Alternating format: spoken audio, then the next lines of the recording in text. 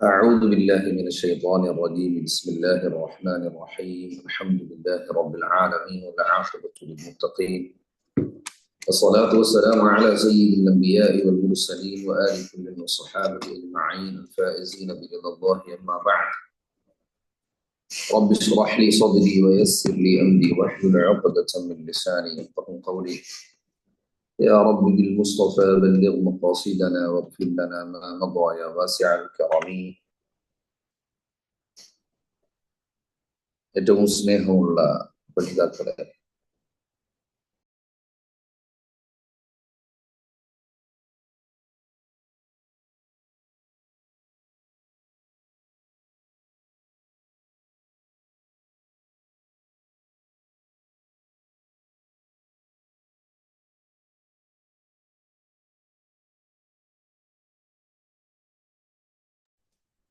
അള്ളാഹുവിന്റെ അതിമഹത്തായ അനുഗ്രഹത്താൽ പരിശുദ്ധ റമദാൻ സാക്ഷിയാവാനും നമുക്ക് കഴിയാവുന്നതുപോലെ അഅ്മാലുകൾ ചെയ്യാനും ഒക്കെ തൗഫീഖ് നൽകി. എന്നിരുന്നാലും ഒരുപാട് കാര്യങ്ങൾ നമുക്ക് ഇനിയും ചെയ്യാനുണ്ട് എന്ന് നമുക്ക് ഉറപ്പാണ്. അള്ളാഹു ഇനിയും ഒരുപാട് നന്മകൾ കൊണ്ട് ഈ റമദാനിനെ അനുകൂലമാക്കി മാറ്റാൻ നമുക്കൊക്കെ അവസരവും തൗഫീഖും നൽകി അനുഗ്രഹിക്കട്ടെ. പരിശുദ്ധ ഖുർആനാണ് നമുക്കുള്ള വഴി. ഖുർആനിലൂടെയാണ് നമുക്ക് അള്ളാഹുവിന്റെ തൃപ്തിയും റമദാനിന്റെ തൃപ്തിയൊക്കെ കരസ്ഥമാക്കാൻ സാധിക്കുക. ഖുർആന് ഇല്ലാതെ റമദാനിനെ തൃപ്തിപ്പെടുത്താൻ കഴിയുമെന്ന് കരുതുന്നില്ല. തീർച്ചയായും നമ്മുടെ ഈ പഠനങ്ങളൊക്കെ അതിനൊരു കാരണമായി തീരും എന്നതിൽ യാതൊരു സംശയവുമില്ല. നമ്മൾ ഇന്ന് പുതിയൊരു വിഷയം സംസാരിക്കുകയാണ്.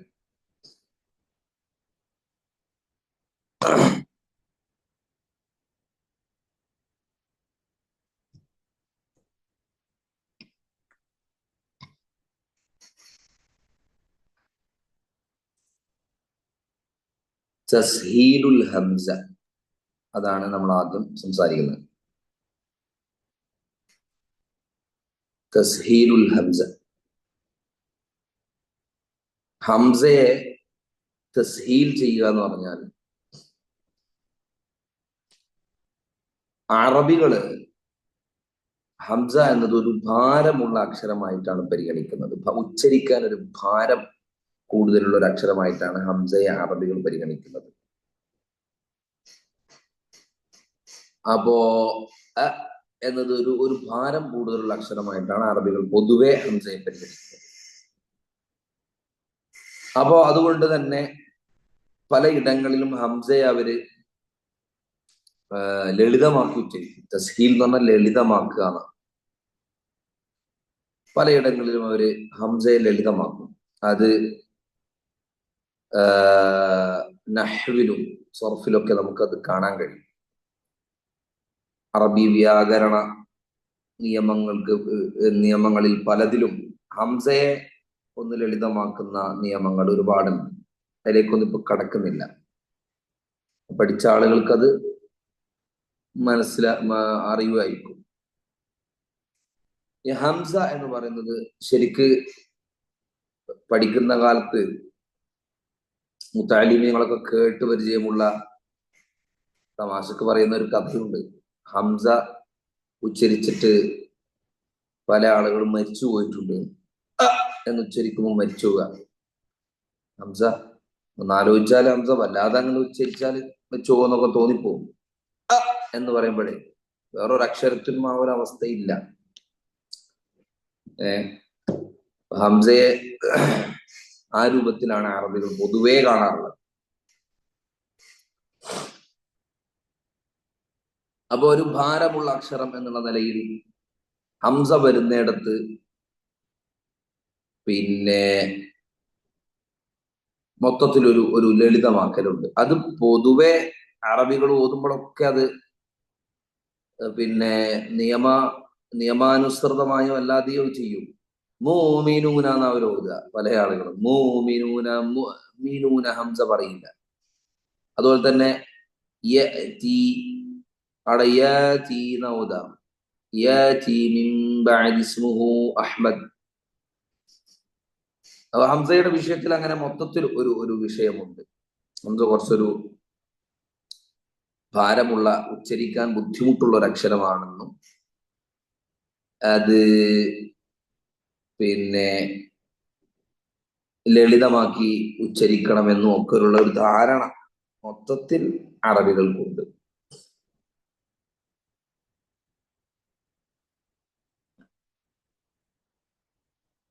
രണ്ട് ഹംസ ഒരുമിച്ച് വന്നാലോ അത് പിന്നെ പറയണ്ട. ഒരു ഹംസ തന്നെ ഭാരമാണെന്നാണ് അറബികളുടെ പക്ഷം. രണ്ട് ഹംസ ഒരുമിച്ച് വന്നാൽ തീർച്ചയായും അവരെന്ത് ചെയ്യും? തസ്ഹീൽ ചെയ്യും.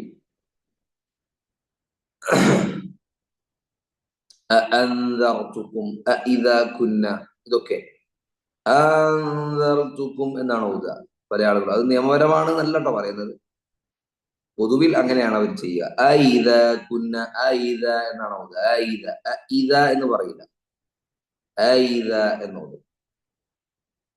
അങ്ങനെ പൊതുവിൽ അറബികൾക്ക് ഹംസ എന്നത് ഒരു ഭാരമാണ് എന്ന് തോന്നുകയും അതിനനുസരിച്ച് അതിനെ തസ്ഹീലാക്കാറും ഉണ്ട്.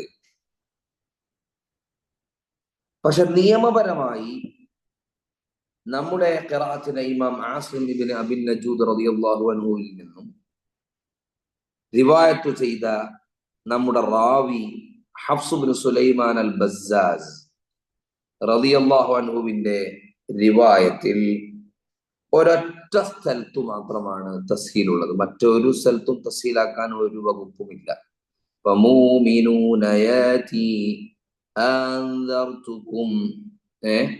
അതൊന്നും ഓതാൻ വകുപ്പില്ല. അപ്പൊ അത് നിയമപരമല്ല എന്നർത്ഥം. നിയമപരമായി തസ്ഹീലുൽ ഹംസ ഉള്ളത് നമ്മുടെ ഹഫ്സ് റളിയല്ലാഹു അൻഹുവിന്റെ റിവായത്തിൽ ഒരൊറ്റ സ്ഥലത്ത് മാത്രമാണ്. അത് സൂറത്തു ഫുസ്സിലത്ത് 44-ാമത്തെ ആയത്തിലാണ്. സൂറ ഫുസ്സിലത്ത് 44-ാമത്തെ ആയത്തിലാണ് ഈ രൂപത്തിൽ തസ്ഹീലുൽ ഹംസ ഉള്ളത്. അപ്പോ ഞാൻ സ്ക്രീനിലിടാം.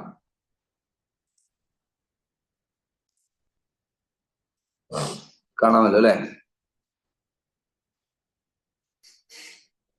ഇതാണ് ആ സ്ഥലം. നിങ്ങളിപ്പം ഖത്ം ഓതുമ്പോഴൊക്കെ പലപ്പോഴും അതിലൂടെ തൊട്ടും തലോടിയും സഞ്ചരിച്ചിട്ടുണ്ടാവും. ചില ആളുകൾക്ക് അറിയായിരിക്കും, ചില ആൾക്ക് അറിയൊന്നുമില്ല. പണ്ട അജമിയുൻ എന്നൊക്കെ ഓതിയിട്ടുണ്ട് പോയിട്ടുണ്ടാവും. അവിടെ ശരിക്ക് അജമിയുൻ അറബി, അജമിയുൻ അജമി എന്ന് പറഞ്ഞാൽ അതിന്റെ അർത്ഥം അനറബി എന്നാണ് അർത്ഥം. അനറബി ആയത്ത് സൂറ ഫുസ്സിലത്ത് 44-ാമത്തെ ആയത്ത് പറ്റുമെങ്കിൽ എടുത്തു വെച്ചോളി, കഴിയുമെങ്കിൽ. പ്രയാസപ്പെട്ട് ഇതാക്കണ്ട. അപ്പോ അജമി എന്ന് പറഞ്ഞാൽ അറബിന്റെ നേരെ ഓപ്പോസിറ്റ് അനറബി. അറബിന്റെ നേരെ ഓപ്പോസിറ്റ് ആണ് അനറബി. അപ്പോ അനറബി ആണോ? എന്ന് പറഞ്ഞാൽ ആണോ എന്നാണ് അർത്ഥം. സൂറ ഫുസ്സിലത്ത് 44-ാമത്തെ ആയത്ത്. ولو جعلناه قرآنا أعجميا لقالوا لولا فصلت آياته. അത് കഴിഞ്ഞിട്ടാണ് أعجمي وعربي أعجمي وعربي. ശരിക്കും അവിടെ വരുന്നത് അഅജമിയുന്നാണ്. അഅജമിയുൻ ഔ അറബി, അങ്ങനെയാണ് ശരിക്കും വരുന്നത്. അഅജമിയുൻ വ അറബി എന്നാണ് ശരിക്കും വരുന്നത്. പക്ഷേ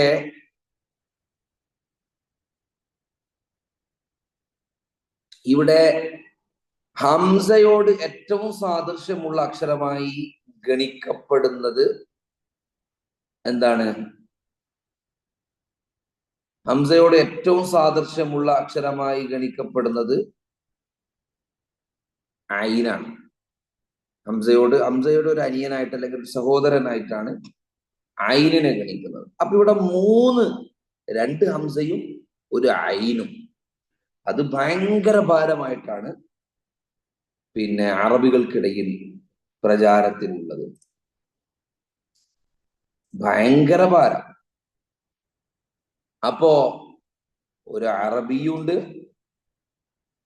പിന്നെ സ്ക്രീന് പോയാ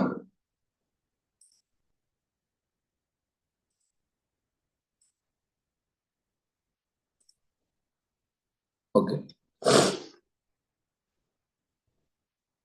അപ്പൊ രണ്ട് ഹംസയുമുണ്ട്, പിന്നെ ഒരു ഐനും ഉണ്ട്. അപ്പൊ 3 ഹംസ എന്ന് പറയാം. 2 ഹംസയും ഒരു ഐനും, ഭാരമുള്ള 3 അക്ഷരങ്ങൾ ഒരുമിച്ചു ചേരുന്നു എന്നതുകൊണ്ട് തന്നെ ഒരിക്കലും അത് പിന്നെ അങ്ങനെ ഉച്ചരിച്ചുകൂടരുത് എന്നത് ഒരു അറബി ഭാഷയുടെ ഭാഗമായിട്ട് വന്നതുകൊണ്ട് തന്നെ അവിടെ അതിലൊരു ഹംസയെ തസ്ഹീൽ ചെയ്യും.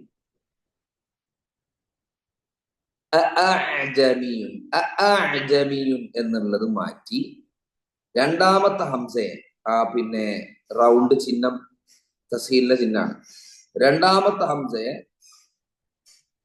ലളിതമാക്കിയിട്ട്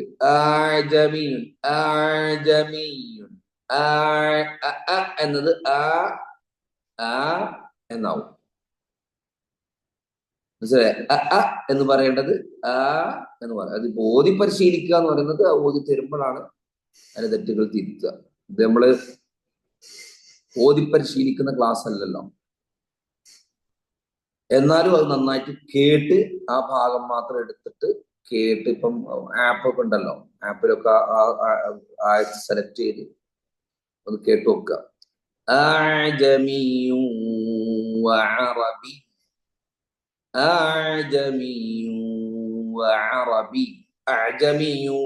തെറ്റാണ്. അപ്പൊ ഒരു ഹംസ പോയി. ഒരു ഹംസ അഅജമിയുൻ എന്ന് ഓതിയാൽ ഒരു ഹംസയേ ഉള്ളൂ. ഇനിയോ അഅജമി എന്ന് പറഞ്ഞാൽ നമ്മുടെ നിയമത്തിനെതിരാണ്, തസ്ഹീലുൽ ഹംസ വരുന്നില്ല. അഅജമി എന്ന് ഓതിയാൽ ഇങ്ങനെ തന്നെ ഓതണം. അഅജമിയു വഅറബി, ഇതാണ് തസ്ഹീലുൽ ഹംസ. ഇവിടെ എന്താ ചെയ്യുന്നത്? ഇവിടെ ഹംസയുടെ യഥാർത്ഥ ഉച്ചാരണത്തിന്റെയും മദ്ദക്ഷരത്തിന്റെയും ഇടയിലുള്ള ഉച്ചാരണം കൊണ്ടുവരണം. ഹംസയുടെ യഥാർത്ഥ ഉച്ചാരണത്തിന്റെയും മദ്ദക്ഷരത്തിന്റെയും നീട്ടുന്ന ഒരവസ്ഥ ഉണ്ടല്ലോ, അതിന്റെയും ഇടയിലുള്ള ഉച്ചാരണമാണ് കൊണ്ടുവരേണ്ടത്. അപ്പൊ ഓക്കെ, ഇതാണ് തസ്ഹീലുൽ ഹംസ. അധികം കൂടുതൽ വിശദീകരിക്കാമെന്നില്ല, ഇതന്നെ ഉള്ളൂ. ഇനി അടുത്തത് ഇമാല ആണ്. ഇമാല എന്താണ്? ഇമാല അറബികളിലെ ചില ഗോത്രങ്ങൾ അലിഫ് മദ്ദിനെ അലിഫിന്റെയും യാഇന്റെയും ഇടയിലായി ഉച്ചരിക്കാറുണ്ട്. അതിന് അൽ ഇമാല അഥവാ ചരിക്കുക, വളക്കുക എന്ന് പറയും. ഇമാല എന്ന് പറഞ്ഞാൽ തന്നെ ചരിക്കുക എന്നൊക്കെയാണ് അർത്ഥം. അമാല എന്ന് പറഞ്ഞാൽ, അമാല ഇല എന്ന് പറഞ്ഞാൽ അതിലേക്ക് ഒന്ന് ചെരിഞ്ഞു പോയി, ചാഞ്ഞു പോവുക, ചായുക എന്നൊക്കെയാണ് ഇമാലത്തിന്റെ വാക്കിന്റെ അർത്ഥം. അപ്പോ ചായുക.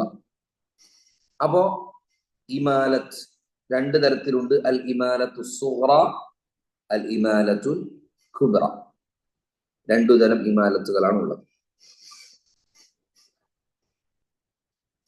ഇമാലത്തു സുഗ്റ എന്ന് പറഞ്ഞാൽ അലിഫിന്റെയും യാഇന്റെയും ഇടയിലുള്ള ഉച്ചാരണമാണെങ്കിലും അലിഫിനോട് കൂടുതൽ അടുപ്പം.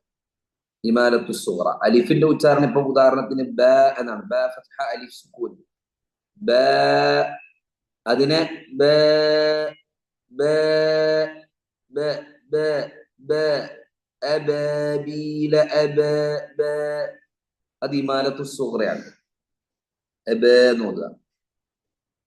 അലിഫിനോടാണ് കൂടുതൽ അടുപ്പം, പക്ഷെ ഒരു ചെരിവ് വന്നിട്ടുണ്ട്. ഇമാലത്തുൽ കുബ്ര എന്ന് പറഞ്ഞാലോ അലിഫിന്റെയും യാഇന്റെയും ഇടയിലുള്ള ഉച്ചാരണമാണെങ്കിൽ രണ്ടിന്റെയും ഒത്ത നടുവിലുള്ളത്, രണ്ടിന്റെയും ഒത്ത നടുവിലാണ്. അതാണ് ഇമാലത്തുൽ കുബ്ര. കുറച്ചുകൂടി ചെരിവ് കൂടുതലായിരിക്കും അർത്ഥം. ബ എന്നതിന്റെയും ബി എന്നതിന്റെയും നേരെ നടുവില്. ബ എന്നതിന്റെയും ബ ഇങ്ങനെയാണെങ്കിൽ ബി ഇങ്ങനെയാണെങ്കിൽ ആ രണ്ടിന്റെയും നടുവിലാണ് ഇമാലത്ത് വരിക. ഇങ്ങനെ ബ ഒന്ന് ബ, മറ്റേത് ബി. ഇമാലത്തുൽ കുബ്ര നന്നായിട്ട് ചെരിയും, യായിലേക്ക് നന്നായിട്ട് അടുക്കും, രണ്ടിന്റെയും ഒരേ അളവിൽ നടുവിൽ പോയി നിൽക്കും. മറ്റേത് ഇമാലത്തു സുഗ്റയില് അലിഫിനോട് കൂടുതൽ അടുപ്പം, ബ എന്നത് ബേ എന്നാവുക. ഇത് കുറച്ചും കൂടി ചെരിയും ഇമാലത്തുൽ കുബ്ര എന്ന് പറയുമ്പോൾ. ഹഫ്സ് റളിയല്ലാഹു അൻഹു റിവായത്തിൽ ഇമാലത്തു സുഗ്റ ഇല്ല. ഇമാലത്തു സുഗ്റ ഉള്ള ധാരാളം പലയിടങ്ങളിൽ നിരന്തര ഇമാലത്തു സുഗ്റയുള്ള ഖിറാഅത്തുകൾ ഒരുപാടുണ്ട്. പല ഖിറാഅത്തുകളിലും ഇമാലത്തു സുഗ്റ ഒരുപാട് കാണാം, കുറച്ചൊന്നുമല്ല, ഒരുപാടുണ്ടാവും ഇമാലത്തു സുഗ്റ. എന്നാൽ ഹഫ്സ് റളിയല്ലാഹു അൻഹുവിന്റെ റിവായത്തിൽ ഇമാലത്തു സുഗ്റ എന്ന് പറയുന്ന സംഭവമേ ഇല്ല. അപ്പൊ നമ്മൾ ഓതുമ്പം ചെരിവ് വന്നാൽ പ്രശ്നമാണ്. ബിസ്മില്ലാഹിർ റഹ്മാനിർ റഹീം തെറ്റാണ്, അങ്ങനെ ഓതാൻ വകുപ്പില്ല. അൽഹംദുലില്ലാഹി റബ്ബിൽ ആലമീൻ അർറഹ്മാനിർ റഹീം, അതൊക്കെ വിഷയമാണ്. അർറഹ്മാനി അതും പറ്റൂല, മാനി.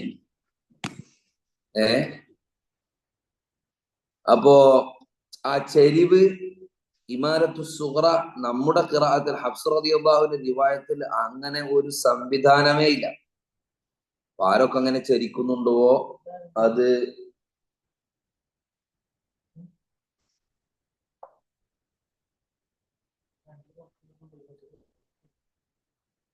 പിന്നെ ഇമാലത്തു സുഗ്റ നമ്മുടെ അടുത്ത് ഇല്ലാത്തത് കൊണ്ട് ചെരിവ് എന്ന് പറയുന്ന സംഭവം ഉണ്ടാകാൻ പാടില്ല. ഖിറാഅത്തിൽ അങ്ങനത്തെ ഒരു സംഗതിയേ ഉണ്ടാവരുത്, ചെരിവ് ഉണ്ടാവാൻ പാടില്ല. ഇമാലത്തു സുഗ്റ തീരെ ഉണ്ടാവരുത്. അപ്പോ ഒരു സ്ഥലത്തു മാത്രമായിട്ടാണ് ഇമാലത്തുൽ കുബ്ര ഉള്ളത്, ഒരൊറ്റ സ്ഥലത്ത്. സൂറത്തു ഹൂദിൽ 41-ാമത്തെ ആയത്തിലാണ്. നിങ്ങളിപ്പോ ഖത്ം ഓതുമ്പോഴൊക്കെ കണ്ടിട്ടുണ്ടാവും. അവിടെ മജ്റാഹ എന്ന വാക്കിലാണ്, ബിസ്മില്ലാഹി മജ്റാഹ എന്ന മജ്റാഹ എന്ന വാക്കിലാണ് സ്ക്വയർ ആയിട്ടുള്ള അടയാളം വരുന്ന ഇമാലത്തുൽ കുബ്ര ഉള്ളത്. ആ ഒറ്റ സ്ഥലത്തേ ഉള്ളൂ, തസ്ഹീലുൽ ഹംസ പോലെ തന്നെ.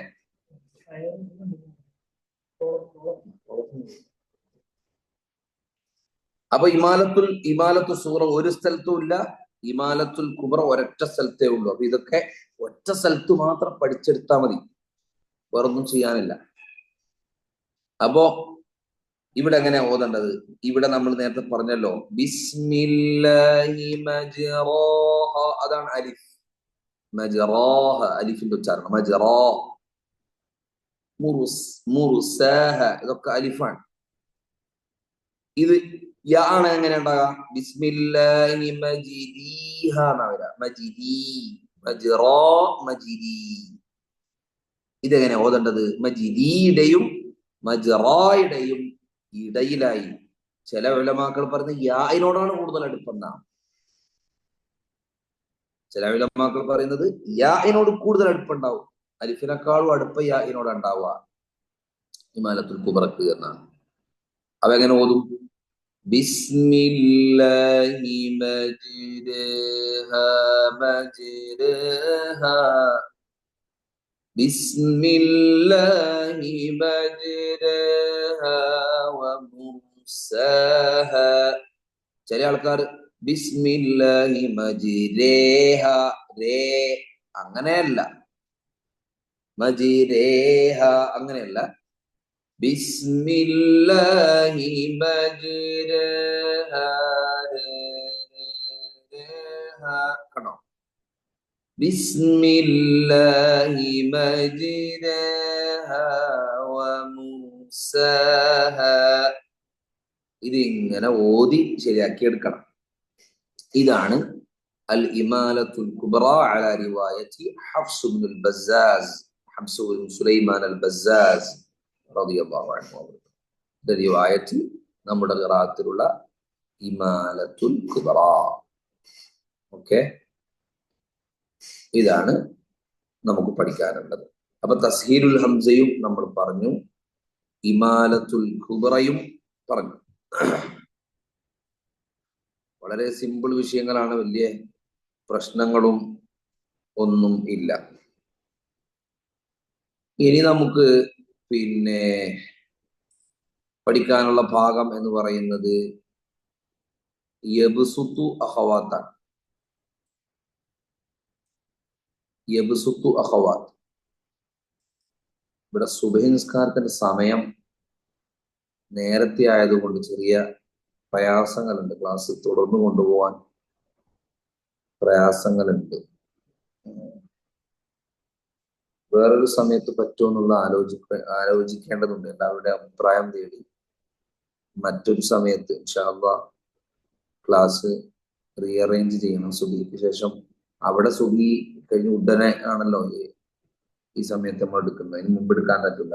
ഇവിടെ സുബ്ഹിന്റെ വാങ്ക് 5:05 ഇപ്പം ഇവിടെ 5:13 ആയി. അഥവാ നമസ്കാരം തുടങ്ങിയിട്ടുണ്ടാവും. അപ്പൊ പോയാലേ എനിക്ക് ജമാഅത്ത് കിട്ടുള്ളൂ, അല്ലെ പിന്നെ ഒറ്റക്കായി പോകും. അപ്പൊ യബ്സുത്തു അഖവാത്ത്, അതുപോലെ തന്നെ ഇഷ്മാം, വഖഫ് ഇബ്തിദാ, ഹംസത്തുൽ വസ്ൽ, അലിഫാത്തു സബ്അ, ഇതൊക്കെ നമുക്ക് എടുക്കണം. ഒറ്റ ക്ലാസ്സിൽ തന്നെ എടുക്കാവുന്നതേ ഉള്ളൂ ഇൻഷാ അല്ലാഹ്. പറ്റിയ സുബ്ഹിന്റെ ശേഷം അല്ലാത്ത നമുക്ക് യോജിച്ചൊരു സമയം ഞാൻ ഗ്രൂപ്പിൽ ചോദിക്കുമ്പോൾ എല്ലാവരും റിപ്ലൈ ചെയ്യണം, റെസ്പോണ്ട് ചെയ്യണം. അതനുസരിച്ച് നമുക്ക് ചെയ്യാം. തസ്ഹീലുൽ ഹംസയും അതുപോലെ തന്നെ ഇമാലയും നമ്മൾ പഠിച്ചു.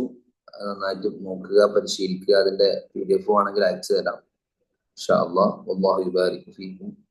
സുബ്ഹാനക അല്ലാഹുമ്മ വബിഹംദിക അശ്ഹദു അൻ ലാ ഇലാഹ ഇല്ല അൻത അസ്തഗ്ഫിറുക വഅതൂബു ഇലൈക ബിഫദ്ലി സല്ലല്ലാഹു അലാ മുഹമ്മദ് സല്ലല്ലാഹു അലൈഹി വസല്ലം സല്ലല്ലാഹു അലാ മുഹമ്മദ് സല്ലല്ലാഹു അലൈഹി വസല്ലം. اللهم صل على محمد يا رب صل عليه وسلم. السلام عليكم ورحمة الله وبركاته.